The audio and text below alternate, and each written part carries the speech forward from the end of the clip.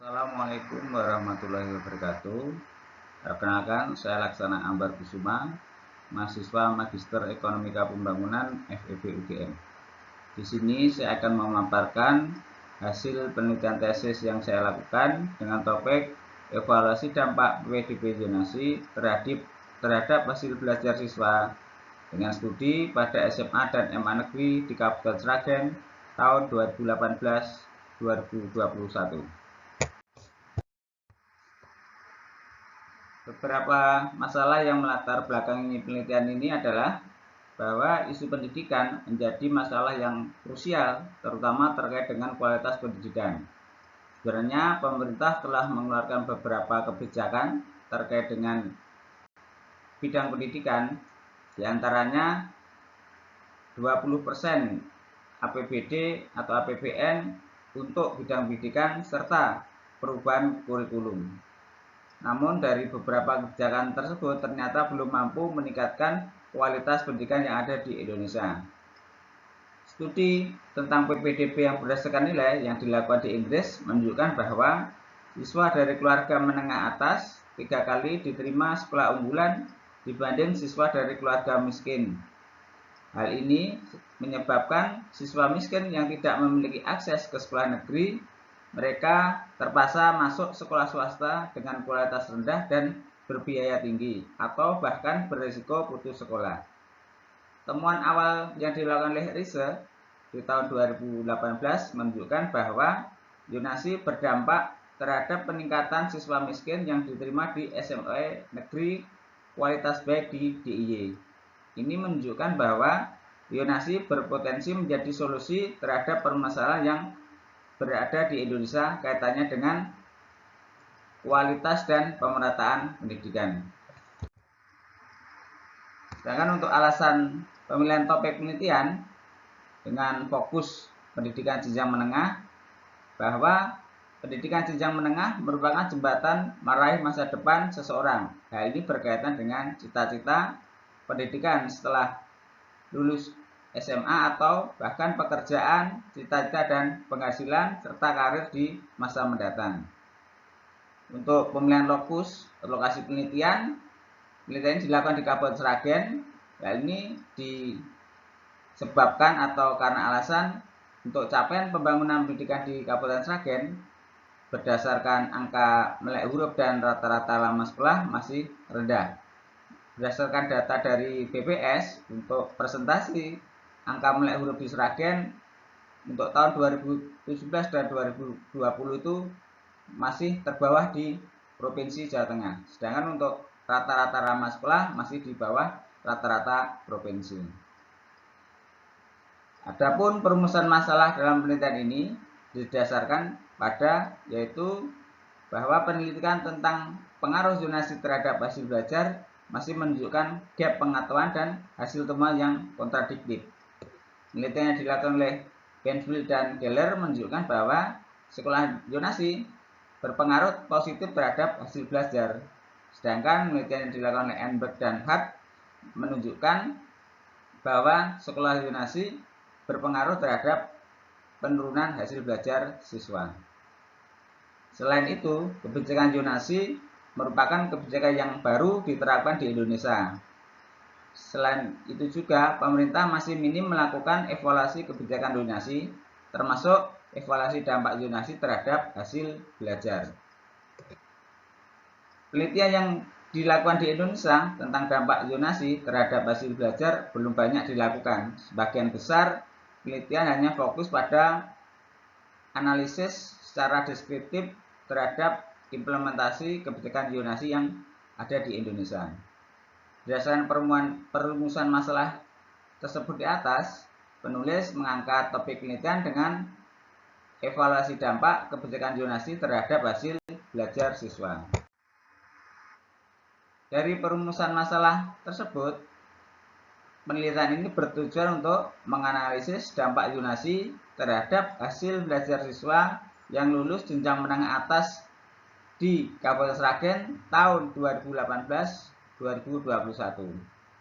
Untuk ruang lingkup dan batasan masalah, penelitian ini menggunakan pendekatan fungsi produksi pendidikan untuk mengetahui outcome, yaitu berupa hasil belajar siswa dipengaruhi oleh input pendidikan berupa karakteristik sekolah dan karakteristik guru.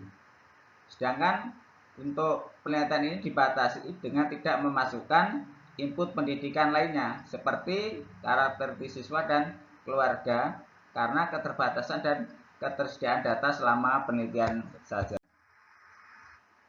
Untuk metode penelitian, rencananya penelitian yang dilakukan dengan 3 tahapan, yaitu pertama evaluasi pelaksanaan kebijakan, kedua analisis kualitatif, dan yang ketiga analisis kuantitatif.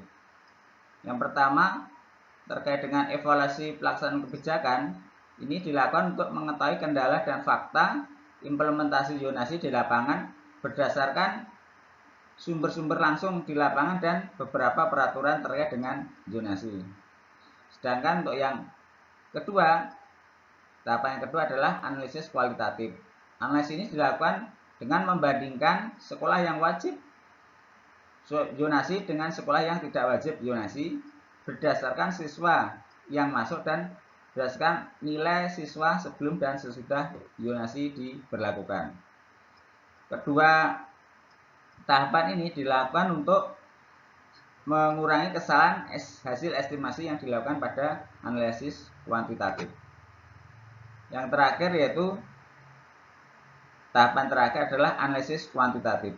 Analisis ini digunakan untuk mengetahui evaluasi dampak zonasi dengan menggunakan metode DID. Sedangkan untuk model penelitian yang digunakan dalam penelitian ini mengacu studi yang oleh Kruger, Rifkin, Hanuschek, dan Choi.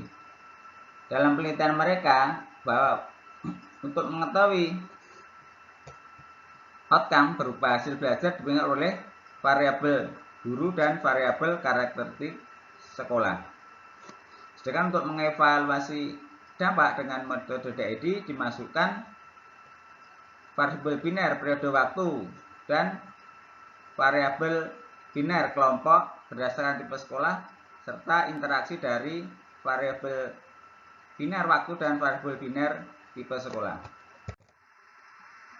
Hasil penelitian untuk tahap yang pertama terkait dengan evaluasi zonasi di Kabupaten Sragen tahun 2017 dan 2018 bahwa pertama PPDB zonasi di Sragen disebut dengan PPDB rayon karena masih berdasarkan kelompok kecamatan atau rayonisasi dan belum istilahnya menggunakan jarak terdekat antara tempat tinggal siswa dengan sekolah. Yang kedua, untuk PPDB tersebut masih menunjukkan nilai UN SMP untuk seleksi penerimaan, sehingga untuk sekolah-sekolah yang berada di kota, istilahnya sekolah unggulan, untuk siswa yang masuk rata-rata nilai siswa masih tinggi, sedang untuk daerah yang pinggiran itu untuk rata-rata nilai UN SMP misalnya relatif rendah dibandingkan dengan yang berada di kota. Selanjutnya yang ketiga, bahwa jalur miskin pada sekolah dengan kualitas baik yang rata-rata di kota tadi itu rentan kecurangan dengan pemanfaatan SKTM oleh orang tua siswa agar anaknya bisa diterima di sekolah yang baik tersebut. Yang keempat yaitu bahwa untuk sekolah pinggiran itu mengalami kenaikan jumlah siswa yang masuk dan dilihat dari kemampuan atau nilai UN itu juga mengalami peningkatan pada PDB zonasi 2018. Temuan lain juga menunjukkan bahwa zonasi ternyata tidak cuma berdampak terhadap sekolah yang wajib zonasi tetapi juga berdampak terhadap sekolah yang tidak wajib zonasi. Hal ini terlihat pada temuan nomor 5 yaitu bahwa MAN 1 Sragen itu mencatat lonjakan peningkatan peminat termasuk siswa yang dengan kemampuan tinggi atau nilai rata-rata UN SMP tinggi pada PPDB 2017 dan 2018. Lainnya, temuan nomor 6 terkait dengan evaluasi zonasi yaitu untuk ketentuan zonasi daerah perbatasan belum dilakukan antar pemerintah daerah yang berbatasan langsung. Nah, ini sebenarnya untuk mengatur atau mengantisipasi siswa-siswa yang di daerah perbatasan yang tidak bisa mendaftar di sekolah pilihan, tapi karena dekat dengan sekolah lain walaupun di luar kabupaten, sebenarnya bisa mendaftar melalui ketentuan yang diatur oleh pemerintah daerah yang berbatasan langsung. Tapi dalam penelitian ini tidak ditemukan ketentuan atau peraturan tersebut. Nah, yang terpenting dari hasil temuan evaluasi yaitu terkait dengan nilai siswa, karena nilai siswa ini dijadikan indikator hasil belajar. Ya, ada pun beberapa isu dari temuan nilai siswa. Yang pertama bahwa tidak adanya standarisasi dalam penentuan nilai kelulusan. Yang kedua, soal ujian sekolah dibuat masing-masing sekolah, sehingga hal ini tentu akan menyebabkan nilai siswa menjadi bias. Karena tiap-tiap sekolah tingkat kesulitan soalnya itu berbeda untuk siswa yang sekolah sejenjang di suatu wilayah. Ya, ini menyebabkan bias dari nilai siswa.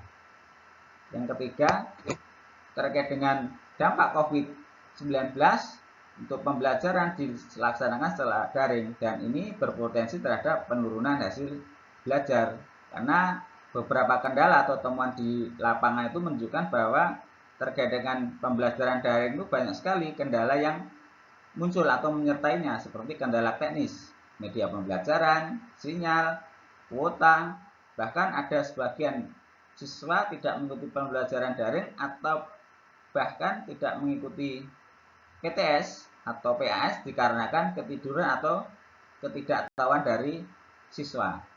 Tentu ini akan berdampak terhadap hasil belajar siswa. Nah, selanjutnya terkait dengan analisis kualitatif. Dari hasil pengumpulan data, terdapat satu sekolah dengan data nilai siswa yang lulus tahun 2018 dan 2019 itu tidak lengkap, yaitu SMA Negeri Sumberlawang. Tapi dalam penelitian ini, penulis tetap memasukkan data dari SMA tersebut untuk menambah kekuatan atau power dari hasil estimasi.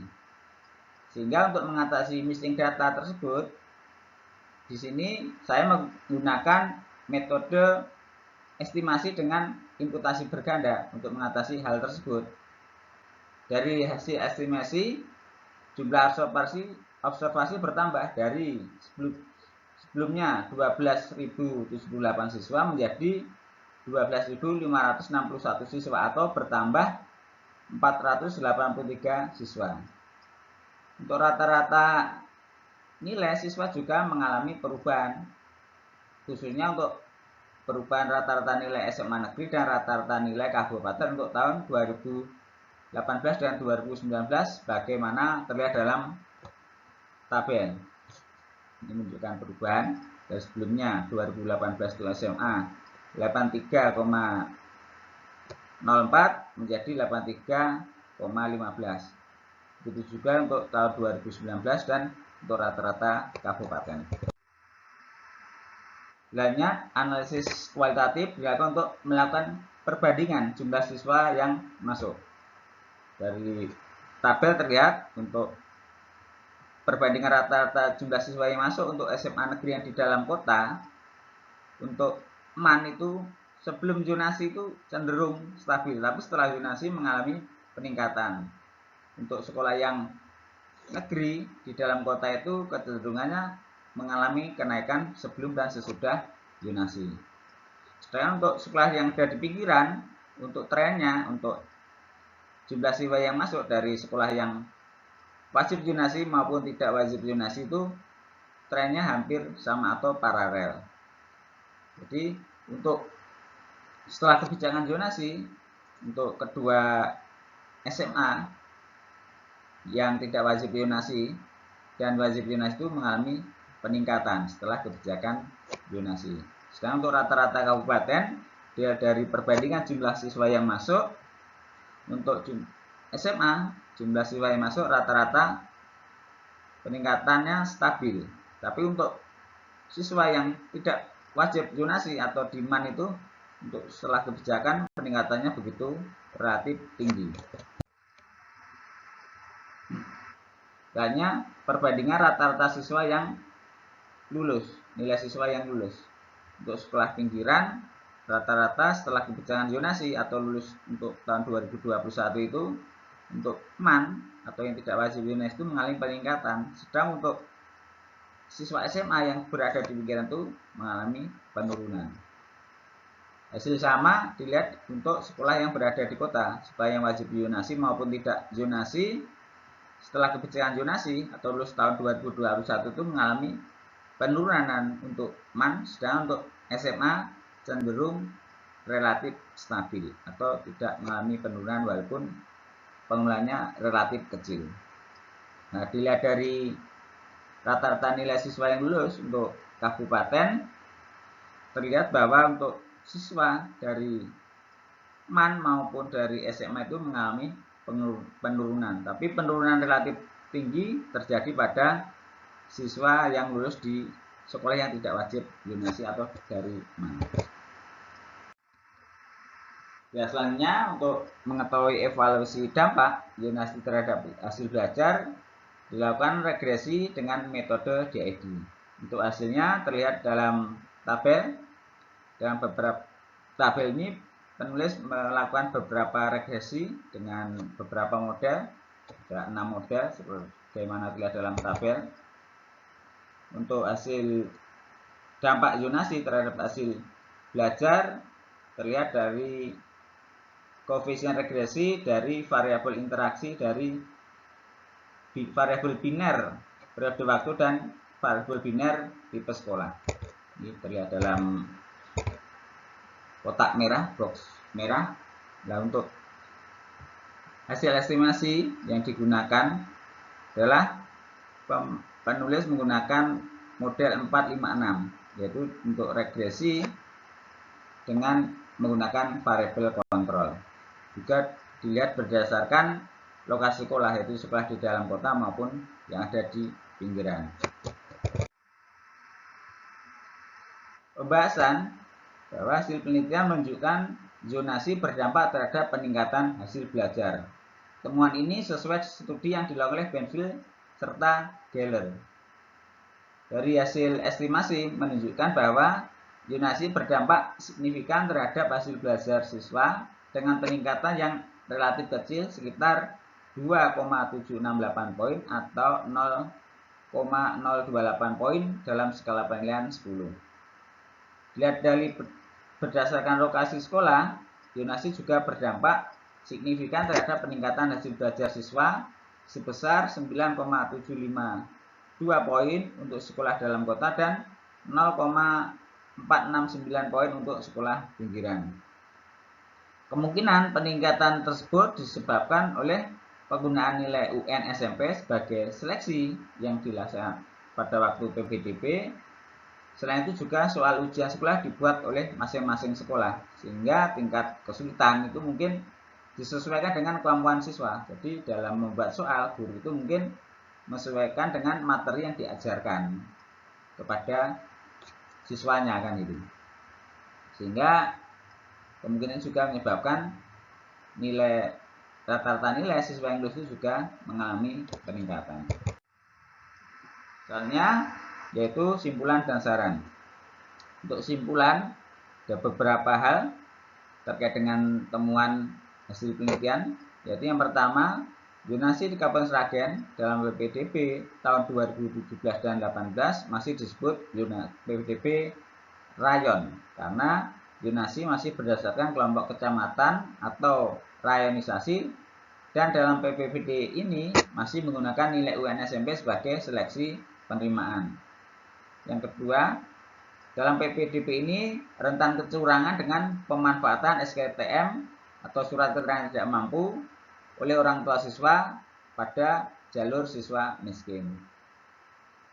Yang ketiga, hasil penelitian juga menunjukkan bahwa PDB zonasi terbukti meningkatkan jumlah siswa yang masuk sekolah, baik sekolah SMA maupun MA negeri yang berada di kota maupun yang berada di pinggiran. Dari hasil estimasi menunjukkan bahwa zonasi berdampak signifikan terhadap peningkatan hasil belajar siswa sebesar 2,768 poin. Saran terkait dengan hasil penelitian ada beberapa saran atau masukan. Yang pertama terkait dengan zonasi. Kita ketahui bahwa SMA negeri merupakan wewenang dari pemerintah provinsi. Seharusnya dalam PPDB zonasi diatur ketentuan bahwa siswa dapat memilih SMA negeri terdekat walaupun bukan dari kabupaten asal. Yang kedua, terkait dengan penilaian, seharusnya pemerintah daerah menindaklanjuti surat edaran Permendikbud nomor 4 tahun 2020 dan nomor 1 tahun 2021 agar ada standarisasi dalam pembobotan nilai kelulusan yang berdasarkan nilai ujian sekolah dan rapot. Karena dalam kedua surat edaran tersebut, pemerintah atau Kementerian Pendidikan tidak mengatur standarisasi dalam penentuan kelulusan berdasarkan kriteria nilai ujian dan rapot. Sehingga diharapkan pemerintah daerah bisa menindaklanjuti hal ini agar dalam satu wilayah minimal itu ada keseragaman dalam pemberian nilai. Yang terakhir, saran yaitu terkait dengan soal ujian. Walaupun mungkin soal ujian tidak dibuat oleh pemerintah provinsi, soal ujian seharusnya dapat dibuat oleh kantor cabang dinas atau MP kabupaten agar terdapat standarisasi soal yang sama untuk sekolah sejenjang dalam satu wilayah. Karena apa? Karena hasil belajar siswa ini bisa dijadikan untuk pemetaan keberhasilan pendidikan dan dijadikan juga istilahnya kebijakan oleh pemerintah daerah maupun nasional terkait dengan pengembangan pendidikan yang ada di daerah. Yang terakhir yaitu keterbatasan penelitian. Bahwa kemungkinan nilai siswa itu menjadi bias karena nilai kelulusan sebagai hasil belajar itu didapatkan dari soal ujian sekolah itu tidak sama, serta untuk pembobotan nilai kriteria sekolah antara satu dan satunya itu juga berbeda, sehingga hal ini menyebabkan kemungkinan nilai kelulusan sebagai indikator hasil belajar itu menjadi bias. Namun dalam penelitian ini untuk meminimalisir bias yang terjadi terkait dengan bobot penilaian, penulis melakukan penghitungan bobot penilaian berdasarkan Permendikbud nomor 3 tahun 2013 bahwa untuk kriteria kelulusan berdasarkan nilai sekolah dan nilai rapot itu dengan bobot penilaian 60% nilai ujian sekolah dan 40% nilai rapot. Yang terakhir tentang keterbatasan penelitian bahwa hasil estimasi kemungkinan berbeda apabila karakteristik siswa dan keluarga dimasukkan dalam model. Alasan tidak memasukkan kedua variabel karakteristik tersebut karena keterbatasan dan ketersediaan data selama penelitian. Demikian pemaparan hasil penelitian tesis yang saya lakukan. Selanjutnya saya harapkan masukan terkait dengan hasil penelitian ini untuk agar penelitian kami menjadi lebih baik. Sekian dari saya. Wabillahi taufiq wal hidayah. Wassalamualaikum warahmatullahi wabarakatuh.